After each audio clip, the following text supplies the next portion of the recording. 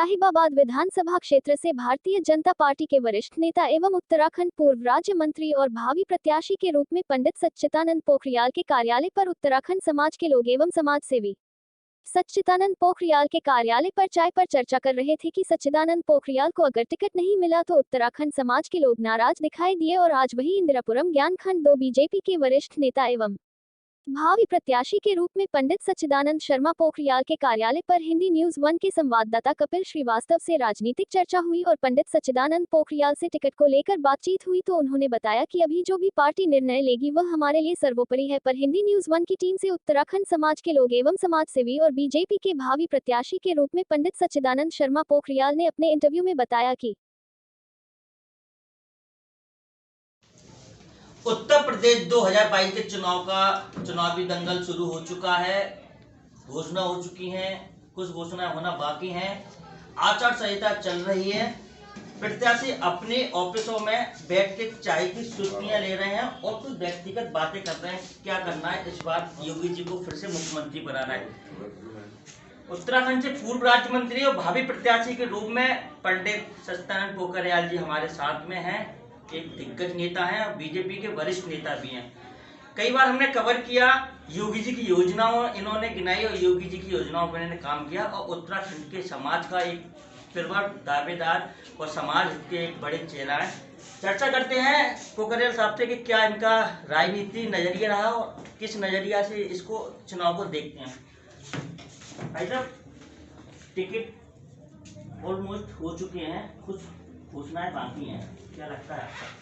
सबसे पहले तो हिंदी न्यूज़ 1 और लखनऊ सुपरफास्ट आप दोनों चैनल के माध्यम से मैं आज अपने देश का जो हमारा बहुत ही पावन पर्व मकर संक्रांति है, मैं सब देशवासियों को मकर संक्रांति की शुभकामनाएं देता हूं। और जैसा कि आपने कहा कि 2022 का चुनावी गोल बच चुका है, मैं तमाम राजनीतिक दलों को भी बधाई देता हूं।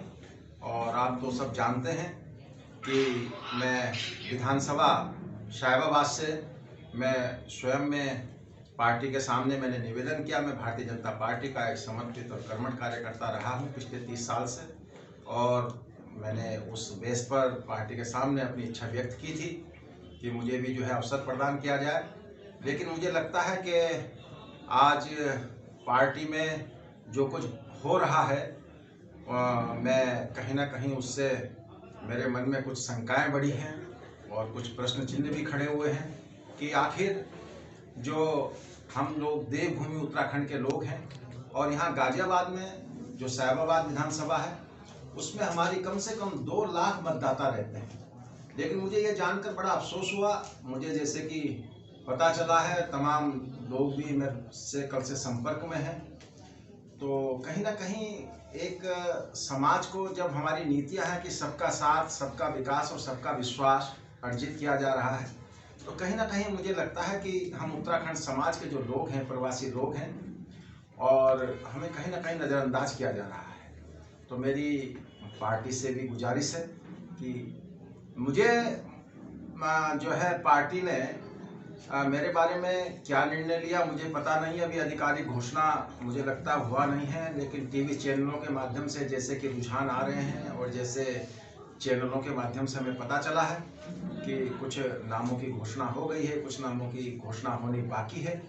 मैं तो यही अपील करूंगा कि पार्टी ने जिस तरह से अभी तक कहा था कि एक बड़ी कार्यकर्ताओं के अंदर एक बड़ी जिज्ञासा थी, बड़ा उत्साह था कि कुछ चेहरे पार्टी लेकर के आएगी, बदलेगी और जो अभी तक जिनको अवसर नहीं मिला है उनको अवसर प्रदान किया जाएगा। तो थोड़ी निराशा मुझे हुई है। मैं हताश तो जरूर हूं लेकिन हतोत्साहित नहीं हूं। और आप कुछ पूछना चाहते हैं? उत्तराखंड से भी मुख्यमंत्री योगी आदित्यनाथ, आप भी उत्तराखंड से हैं, तो जातिगत को देखते हुए भी क्या समीकरण बैठे नहीं, क्यों विश्वास नहीं कर पाए कि आप वहां तक पहुंच नहीं पाएगा? देखिए, कोई मुख्यमंत्री कहाँ का है इससे आपकी पात्रता से कोई संबंध नहीं है। अगर योगी आदित्यनाथ जी का जन्म उत्तराखंड में हुआ है, मैं उत्तराखंड का हूँ, तो इस वजह से मैं जो है टिकट का दावेदार नहीं हो सकता हूँ। आप सब जानते हैं एक कार्यकर्ता को ही टिकट मिलता है। लेकिन मुझे जहाँ तक लगता है कि योगी जी अपने आप में योगी हैं और बहुत लोकप्रिय हैं, मेरे तो आदर्श हैं, मेरे आइडियल हैं। और मैं उनके बारे में व्यक्तिगत रूप से तो यहाँ कुछ नहीं कहना चाहता हूँ, लेकिन जिस सत्ता पर वो बैठे हुए हैं, मुझे लगता है कि कुछ जैसा परिदृश्य आज दिखाई दे रहा है उत्तर प्रदेश में, तो मुझे लगता है कहीं ना कहीं योगी जी के बारे में जो लोग कह रहे हैं कि योगी जी हठ धर्मिता से राजनीति और सत्ता चला रहे हैं, तो मैं उन लोगों से यही कहूँगा कि ये ठीक है कि योगियों के अंदर हठ तो होता ही है, लेकिन सत्ता चलाने के लिए समरसता होनी चाहिए। और जिस मुद्दे पर आप मुझे पूछ रहे हैं कि किस तरह से लोग छोड़ करके जा रहे हैं, तो कहीं ना कोई कमी रही होगी और हमें अपनी कमियों को देखना चाहिए, सुधारना चाहिए, अपने स्वभाव में भी परिवर्तन लाना चाहिए। मैं इन चीज़ों में ज़्यादा कुछ कहना नहीं चाहता। और आपने जहाँ तक उत्तराखंड मूल की बात की है, तो उत्तराखंड के मूल के लोग विभिन्न पदों पर आए हैं और अपनी योग्यता के आधार पर आए हैं। मैं भी अपनी योग्यता के आधार पर ही अपनी दावेदारी कर रहा हूँ, इसलिए नहीं कि मैं उत्तराखंड मूल का हूँ। लेकिन मेरी ये पीड़ा जरूर है कि उत्तराखंड के लोगों के साथ यहाँ पर पश्चिमी उत्तर प्रदेश में 19 जिले हैं। आप सहारनपुर से देखिए, मुझे सहारनपुर से फ़ोन आ रहे हैं, मेरठ से फ़ोन आ रहे हैं, मुजफ्फरनगर से फ़ोन आ रहे हैं, आपके मुरादाबाद से फ़ोन आ रहे हैं, और गाजियाबाद और हापुड़ और गौतम बुद्ध नगर से तो क्या पूछिए आप। यहाँ लोग भी आए हैं मेरे कार्यालय में और सबको बड़ी निराशा हुई है इस बात से। और आप जैसे कि जानते हैं कि दिल्ली NCR में ही हम लोग जो है 40 लाख लोग हम प्रवासी उत्तराखंड मूल के लोग हैं। तो मेरा लंबा अनुभव भी रहा है और लंबे समय से मैंने प्रवासी राज्य मंत्री के रूप में काम भी किया है, और तमाम प्रदेशों में, चाहे पंजाब हो, राजस्थान हो, अन्य प्रदेशों में मैंने भारतीय जनता पार्टी का अलग जगाया है और भारतीय जनता पार्टी के कार्यकर्ता के रूप में मेरी एक पहचान है। कहीं ना कहीं मुझे लगता है कि पार्टी को इस पर विचार करना चाहिए था। और मैं इस बारे में तो नहीं कह सकता कुछ भी कि पार्टी ने क्यों नहीं दिया, लेकिन ये नज़रअंदाज करना मुझे बिल्कुल भी जो है, मैं सोचता हूँ कि पार्टी किसी वर्ग विशेष को, हम लोग यहाँ प्रवासी हैं, केवल मतदाता नहीं है, हमारे अंदर कुव्वत है, योग्यता है और हम पार्टी के कार्यकर्ता हैं, हमें अवसर देना चाहिए। एक सच्चिदानंद नहीं तो और भी किसी को भी दें। मैं ये नहीं कहता हूँ कि मेरा ही हक बनता है, लेकिन प्रवासियों को, चाहे संगठन में हो, चाहे नगर निकाय में हो, चाहे विधानसभा में हो, सांसद के लिए हो, हमारे लोगों को अवसर मिलना चाहिए, भेदभाव नहीं होना चाहिए। तो क्या लगता है मन में एक पीड़ा है? लोकतांत्रिक देश है, किसी को अधिकार है टिकट मांगने का, आपने भी वो अधिकार अपना मांगा, पार्टी में काम किया, तो अगर पार्टी आपको टिकट नहीं दिया, मान के चलिए, तो क्या योगी आदित्यनाथ के खिलाफ और भारतीय जनता पार्टी के खिलाफ बगावत करेंगे आप? देखिए, हम लोग बहुत संयमित लोग हैं और हमारे अंदर पहाड़ की तरह ही धैर्य, हम पहाड़ के लोग हैं। आज बहुत सारे लोग यहाँ आए हैं और अभी प्रथम चरण की हमारी मीटिंग हुई है और अभी हम ये डिस्कशन चल रहा है और हमें क्या करना है आगे। जैसे जो है हमारे लोग निर्णय लेंगे, उस निर्णय पे हम आपको अवगत कराएंगे कि अभी हमने आज प्रथम चरण में हम लोग यहाँ इकट्ठे हुए हैं, बहुत सारे लोग यहाँ आए हैं और तमाम जो है लोगों की प्रतिक्रियाएं हम देख रहे हैं और मुझे पूरा विश्वास है कि हमारे लोग कोई ना कोई नीतिपरक निर्णय जरूर लेंगे और जो भी निर्णय लेंगे उससे हम तमाम गाजियाबाद वालों को भी एक संदेश देना चाहेंगे कि हमारी पीड़ा देखिए, भारतीय जनता पार्टी अपने आप में एक बहुत बड़ा संगठन है और भारतीय जनता पार्टी में हमारी आस्थाएं इसलिए हैं कि हम राष्ट्रवादी लोग हैं। लेकिन जो लोग इस पार्टी को अपना परिवार समझ रहे हैं वो पीड़ादायक है। जो लोग यहाँ पर अन्य राजनीतिक दलों की तरह इस पार्टी को भी अपना परिवार बनाना चाहते हैं, वो बिल्कुल भी बर्दाश्त से बाहर है और हम उसको बर्दाश्त नहीं करेंगे। नहीं, मेरा आखिरी सवाल है, अगर पार्टी टिकट नहीं देती तो बगावत तय माने इसको? देखिए, मैं बगावत की बात नहीं करूंगा, लेकिन अधिकारों की बात जरूर करूंगा। जो हमारा अधिकार बनता है वो अधिकार हम जरूर मांगेंगे, लेंगे और लेके रहेंगे, उसके लिए चाहे हमें किसी भी हद तक जाना पड़े। समाज के लोग भी हमारे साथ हैं, जो चाय पर चर्चा की गई है, पार्षद हैं खोड़ा से बात करते हैं। भाई साहब, किस प्रकार से आप उत्तराखंड से आते हैं, तो नई चेहरे को मौका मिलना चाहिए काफी, क्या आप पार्टी के लिए कहना चाहेंगे? जी, हमारा ये कहना है कि हमारा उत्तराखंड समाज गाजियाबाद में बहुतायत में है और हम लोग भारतीय जनता पार्टी के शुरू से कार्यकर्ता रहे हैं और हमारा अधिकार था कि हम भारतीय जनता पार्टी से अपनी बात रखें और मजबूती से अपने लिए टिकट मांगे और हमने दावेदारी की है। माननीय संजय शर्मा जी पूर्व में केंद्रीय राज्य मंत्री रहे हैं, हमने इनके माध्यम से पार्टी तक भी अपनी बात पहुंचाए कि हमें भी मौका दिया जाना चाहिए। बाकी पार्टी का निर्णय है, पार्टी किस तरह से निर्णय लेती है वो पार्टी का निर्णय होता है। हम भारतीय जनता पार्टी के कार्यकर्ता हैं। ये पीड़ा हमें जरूर है कि इतनी संख्या में होने के बावजूद हम लोगों की कहीं ना कहीं अनदेखी होती रही है और हम लोग शुरू से भाजपा में काम करते रहे। भाजपा को मजबूत करने के लिए हमने शुरू से काम किया है। तो हम लोग चाहते थे कि हमें भी मौका दिया जाए और अब बाकी पार्टी का निर्णय, पार्टी क्या। मोहन सिंह रावत जी अब आप देख रहे हैं कि मोहन सिंह रावत जी हैं हमारे साथ, उनसे भी चर्चा करते हैं, पार्षद हैं, उनसे भी चर्चा करते हैं कि रावत जी थोड़ा खड़े हो जाइए, मुझे बैनर दिखेगा योगी मोदी जी का। क्या लगता है कि मन में एक खेद है, चेहरे पे उदासी है? देखिए साहब, ये ऐसा अवसर था जिसमें हमारी बहुत उम्मीदें थी।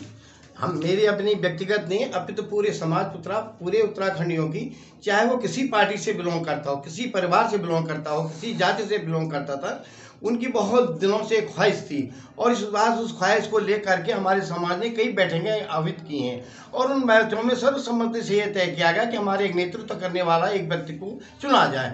तो उसमें सर्वसम्मति से ये पारित किया गया था कि श्री सच्चिदानंद शर्मा एक योग्य व्यक्ति हैं, पूर्व राज्य मंत्री रहे हैं, पढ़े लिखे हैं, वकील हैं और हर गुण संपन्न है, सांस्कृतिक गुणवत्ता, सारी चीज़ों से संपन्नता उनके अंदर ईश्वर की कृपा से भरी हुई है। सरस्वती 24 घंटे उनके कंठे में रहती है और दुख और तकलीफ में 24 घंटा हमारे समाज के बीच में खड़े रहे हैं। तो ऐसा हम लोगों का एक मन था और आज ये देख करके, अभी तो हालांकि ये औपचारिक वैसी घोषणा हुई है, लेकिन ये घोषणा जो इंडिया टीवी के माध्यम से हुई है उससे हम बहुत आघात हैं, हमें ये पीड़ा है और ये पीड़ा हमारे मन के अंदर बिल्कुल आसानी से जाने वाली नहीं है। क्या लगता है कि उत्तराखंड का समाज का जो वोटर है जी, अगर टिकट नहीं मिला किसी भी उत्तराखंड के प्रत्याशी को तो बगावत के तौर पक्का समझा इसको? देखिए, बगावत हमारा ना कभी एम रहा है और न आगे हमारा बगावत का कोई ऐसा विचार है, लेकिन ये जरूर है इस पीड़ा को हम जो है पूरे जोर शोर से इस पीड़ा को मार्केट में उछालेंगे और अपनी पीड़ा को हाई लेवल तक बताएंगे। और मुझे अभी विश्वास है कि हाई लेवल को चाहिए कि हमारी इतनी जनसंख्या होने के बाद 3 लाख लोग हम यहाँ पर हैं और 24 घंटा भारतीय जनता पार्टी के बैनर के नीचे हम लोग खड़े रहते हैं, तो हमारी आशाओं का कुठाराघात नहीं करेगी, ऐसा मैं भारतीय जनता पार्टी से मानता हूँ। रही बात यह है कि भाई बगावत करने के बाद हमारा अभी बगावत का कोई ऐसा मौका नहीं है। हम पार्टी से बात करेंगे, नेगोशिएशन करेंगे, उसके क्या आउटकम आएंगे, क्या रिजल्ट्स आएंगे, उसके बाद हम अपनी रणनीति बनाएंगे। आज ऐसे पावन पर्व पर हम लोग बहुत सारे लोग यहाँ पर इकट्ठे हुए हैं, मकर संक्रांति के उसमें चाय पे चर्चा चल रही है और इस संदर्भ में ये बहुत अच्छी चर्चा होनी थी क्योंकि ये पहले से सुनिश्चित था कि हम लोग यहाँ पर बैठेंगे, लेकिन क्योंकि ऑल ऑफ सडन कल जो रिजल्ट आया है उस रिजल्ट को देखते हुए हमें भी एक पूरे परिवार में, पूरे समाज में हमें एक मायूसी छाई हुई है और जो हमको एक आज उत्साहपूर्वक ये कार्यक्रम करना चाहिए था उसको हम भी पूरी तरह से नहीं कर पा रहे। तमाम लोगों के, चाहे वो महिलाओं चाहे पुरुष हो, सबके अंदर जो है मायूसी छाई हुई है। ऐसा हमारा समाज का और हम सब का। ऐसे कि आपने देखा कि पोखरियाल साहब की कार्यालय पर कुछ लोग चाय पर चर्चा कर रहे हैं, आने वाले लोग भी हैं और एक वरिष्ठ लोग भी हैं, उनसे चर्चा करेंगे। अगर टिकट नहीं मिला पोखरियाल साहब को तो क्या आप करेंगे? मैं जीएन बलोदिया एडवोकेट, उत्तराखंड समाज गाजियाबाद का जनरल सेक्रेटरी हूँ। हमने ये आशा उम्मीद की थी कि सच्चिदानंद शर्मा जी, अभी मैं आपको बताऊं कि अगर सच्चिदानंद शर्मा जी जो वर्तमान में जो आपके विधायक हैं उनका एक भाषण करा दीजिए और तब देखिए कौन क्या है। अभी हमारे साथ राव जी ने कहा कि योग्यता है। देखिए, व्यक्तिगत पे नहीं जाइए, जो बगावत बात कीजिए। निश्चित रूप से बगावत है, बगावत खैर होनी चाहिए क्योंकि भाजपा ने हम लोगों को पुलाव का तेज पत्ता समझ रखा है। हम तेज पत्ता की भूमिका में नहीं, हम 3 लाख वोटर हमारे यहाँ हैं। शर्मा जी कई संस्था जो जुड़े हैं, धार्मिक हो चाहे सामाजिक हो चाहे व्यापारिक हो, एडवोकेट में 12 से उनका वहाँ रुतबा है और पूरे समाज के वो अध्यक्ष हैं। मैं आपको कह रहा हूँ बगावत, पूरी बगावत होगी, चाहे हमें कुछ भी करना पड़े, किसी पार्टी से, चाहे बसपा हो, कांग्रेस हो, निर्दलीय हो, हमें खड़ा होना पड़ेगा और अपनी छवि अपनी गरिमा को रखना ही पड़ेगा। पोखरियाल साहब के कार्यालय पर चाय पर चर्चा हो रही है, समाज के लोग कहीं ना कहीं नाराज हैं पोखरियाल साहब को लेके कि टिकट क्यों नहीं दिया, पर पोखरियाल साहब से बात की गई तो उन्होंने कहा नहीं, योगी की सरकार बनाएंगे। पार्टी से बात की गई है, अभी पुष्टि करके घोषणा हुई नहीं है, कहीं ना कहीं अभी निर्णय चल रहा है, पर मायूसी तो चाहती है हर एक कार्यकर्ता है, हर एक समाज सेवी है, चाय पे आते हैं, राजनीतिक लोग हैं और चर्चा तो होती रहती है। पर पोखरियाल साहब ने कहा है कि मैं पार्टी के खिलाफ नहीं जाऊंगा जब तक पूर्ण रूप से घोषणा नहीं हो पाएगी। कैमरामैन बैंक श्रीवास्तव, मैं गाजियाबाद से कपिल श्रीवास्तव, हिंदी न्यूज 1 के लिए।